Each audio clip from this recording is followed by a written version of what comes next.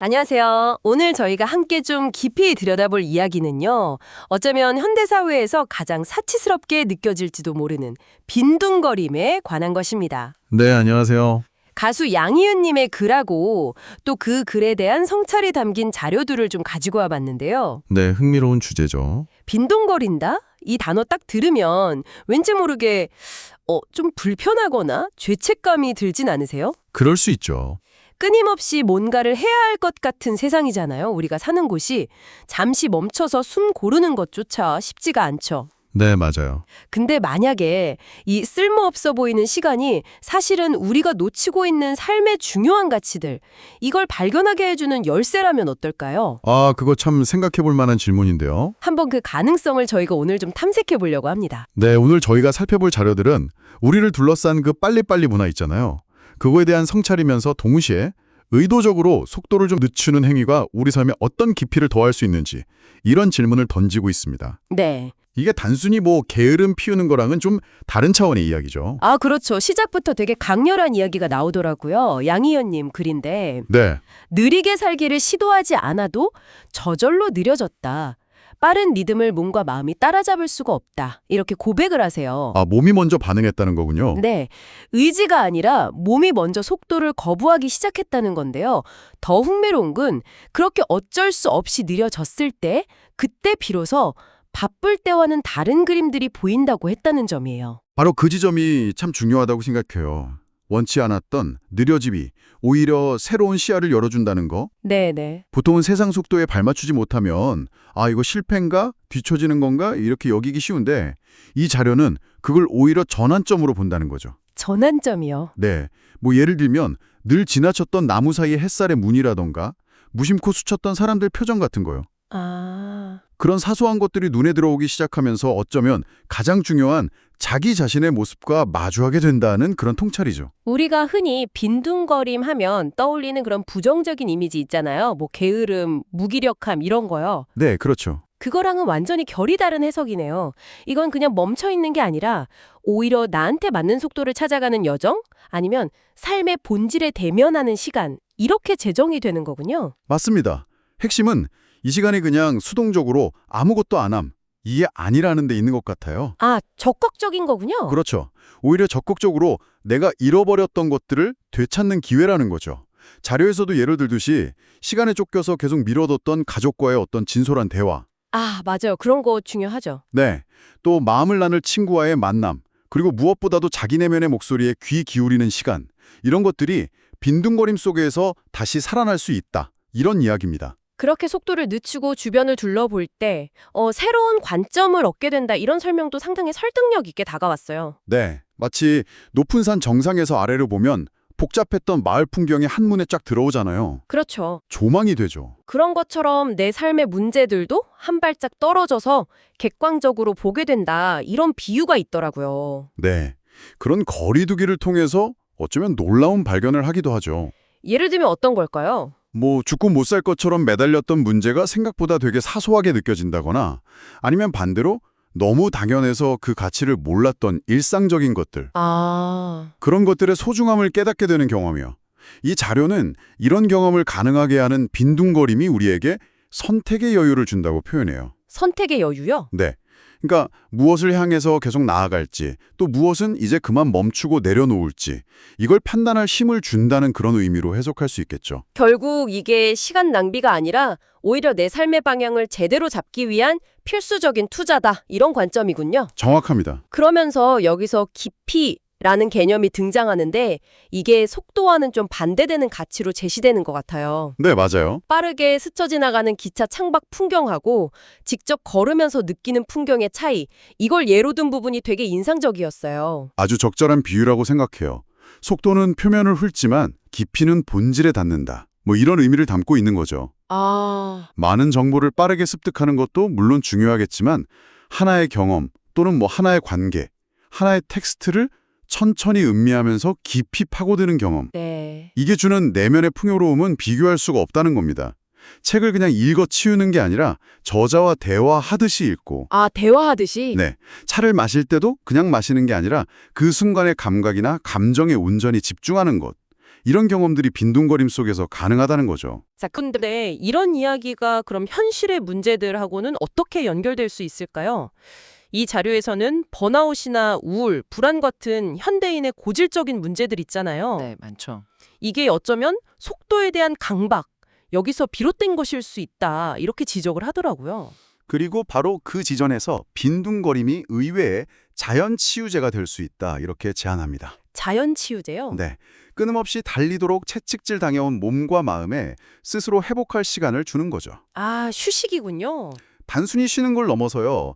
이렇게 확보된 여유가 우리의 창의성을 발현시키는 데에도 결정적인 역할을 한다고 강조합니다. 창의성까지요? 네, 늘 시간에 쫓기고 효율만 생각하는 상태에서는 새로운 발상이 끼어들 틈이 없으니까요. 아, 그래서 그 유명한 일화들이 여기서 등장하는군요. 아르키메데스가 목욕탕에서 유레카 외친 거나 네, 맞아요. 뉴턴이 사과나무 아래서 만유인력 영감 얻은 거나 그런 순간들이요? 맞습니다. 가장 창의적인 통찰이라는 게 종종 이렇게 마음이 좀 이완되고 주변의 압력에서 벗어난 상태, 네. 즉 일종의 생산적인 빈둥거림 속에서 찾아온다는 그런 역사적 사례들이 뒷받침하는 거죠. 생산적인 빈둥거림이라 재미있는 표현이네요. 그렇죠. 따라서 빈둥거림은 단순한 시간 허비가 아니라 에너지를 재충전하고 새로운 아이디어를 잉태하는 창조적 인큐베이터와 같다. 이런 해석입니다. 아, 인큐베이터. 네.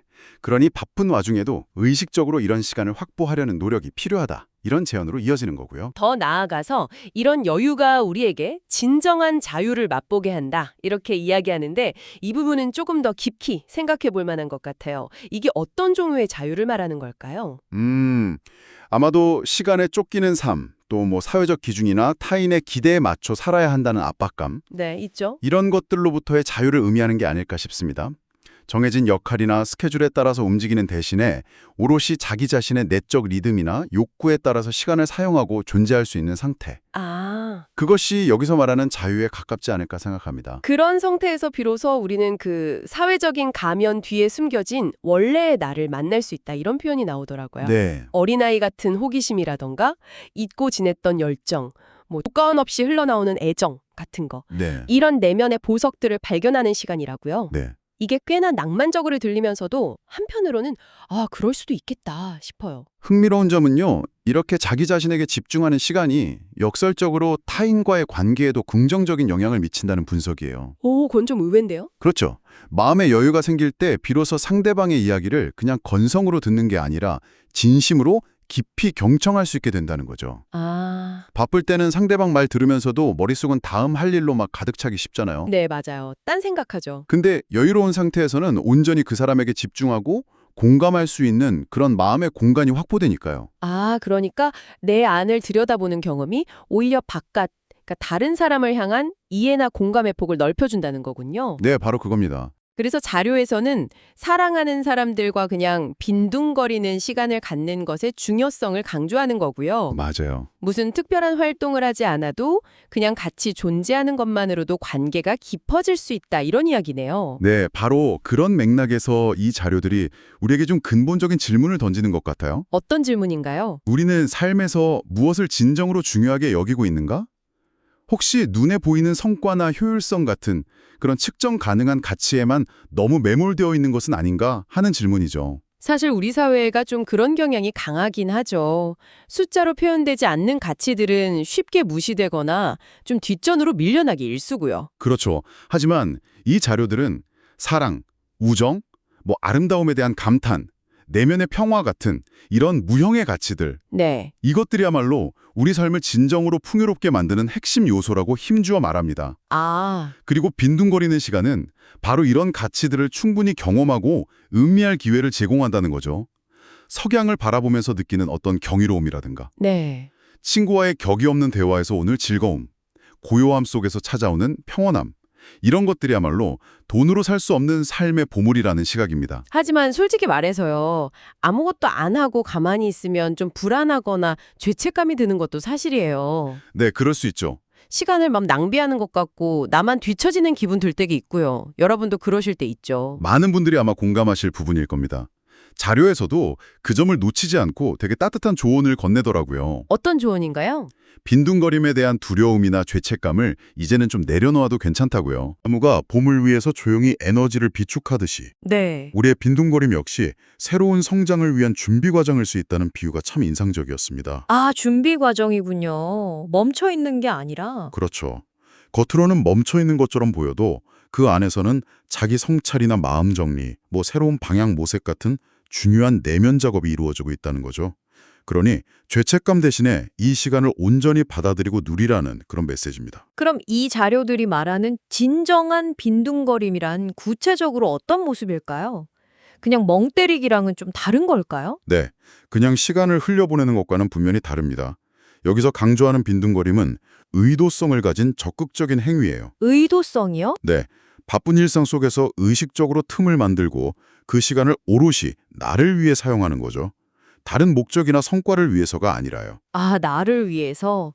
예를 들면 어떤 게 있을까요? 목적 없이 그냥 걷기, 창밖 풍경 감상하기, 좋아하는 음악 듣기 같은 아주 소소한 활동들이 제시되더라고요. 네. 핵심은 그 시간 동안 무언가를 해야 한다는 강박에서 벗어나는 겁니다.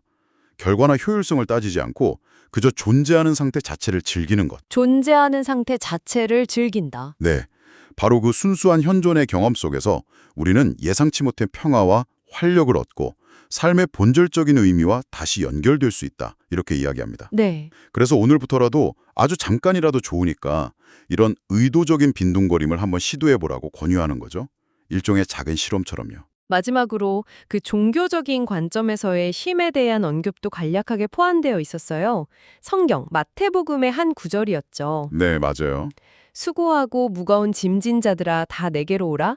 내가 너희를 쉬게 하리라는 내용을 소개하면서요. 네, 이 부분은 쉼이라는 주제를 영적인 차원으로까지 확장시켜서 생각해볼 여지를 주는 것 같아요. 아, 영적인 차원? 네, 세상의 어떤 요구와 경쟁에 지친 영혼들에게 신적인 존재 안에서 얻는 근원적인 안식과 평화, 그리고 그것을 통해 얻는 새로운 힘에 대한 메시지. 이런 식으로 쉼의 다층적인 의미를 보여주는 대목이라고 할 수 있겠습니다. 오늘은 빈둥거림이라는 어쩌면 우리가 애써 외면해 왔을지도 모를 주제에 대해서 좀 깊이 이야기 나눠봤습니다. 네, 의미 있는 시간이었던 것 같습니다. 속도가 미덕인 세상에서 의도적으로 멈추고 나만의 리듬을 찾는 것이 얼마나 중요한지, 그리고 그 시간이 우리에게 어떤 예상치 못한 선물들을 줄 수 있는지 생각해 볼 수 있었네요. 네, 효율성이나 생산성만이 유일한 척도는 아닐 겁니다. 오늘 나눈 이야기들이 여러분의 삶에서 진정으로 중요하게 여기는 가치는 무엇인지, 또 삶의 우선순위를 어떻게 두고 싶은지 돌아보는 작은 계기가 되었기를 바랍니다. 마지막으로 오늘 이야기의 핵심을 담은 질문 하나를 여러분께 던져드리고 싶습니다. 혹시 최근에 무언가를 성취해야 한다는 생각 없이 그저 존재하는 즐거움을 위해서 의도적으로 시간을 내어본 적이 있으신가요? 이번 주 단 10분이라도 좋습니다. 그런 순수한 빈둥거림의 순간을 스스로에게 선물해보는 건 어떨까요? 어쩌면 그 짧은 멈춤이 당신의 일상에 놀라운 변화의 씨앗을 심을지도 모릅니다.